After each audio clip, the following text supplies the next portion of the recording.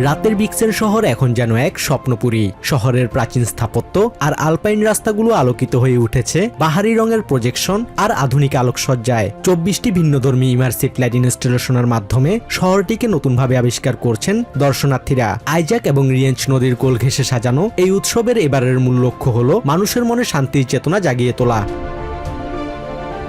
উৎসবের creative director Warner জানত্তি মনে করেন, শান্তি কেবল একটি রাজনৈতিক বিষয় নয়, এটি শুরু হয় ব্যক্তির নিজের চিন্তা থেকে। সকালে শান্তির ভাবনা নিয়ে জেগে ওঠা এবং সমাজে সেই ইতিবাচকতা ছড়িয়ে দেয় এই আয়োজনের মূল লক্ষ্য।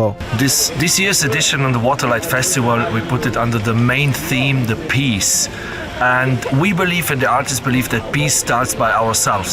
টাওয়ারের গায়ে প্রজেক্ট করা পায়ের ছাপের মাধ্যমে অতীত ও ভবিষ্যতের সেতু বন্ধন ফুটিয়ে তুলেছেন শিল্পী ইভা এসমান বেহেরেন্স। তিনি মনে করেন, এই পদক্ষেপগুলোর মাধ্যমেই একটা নতুন ভবিষ্যৎ গড়ে ওঠে। They also symbolize the trace we leave. So we leave a trace, but we also create a new future in our footstep. অন্যদিকে আমেরিকা থেকে আসা পর্যটক পল পেনকালারের মতো অনেকে এই উৎসবে এসে নিজেদের হারানো প্রিয়জনদের স্মৃতির উদ্দেশ্যে বার্তা লিখছেন। শোক কাটিয়ে বিশ্ব শান্তির এই মেলবন্ধন উৎসবটিকে দিয়েছে এক ভিন্ন মাত্রা।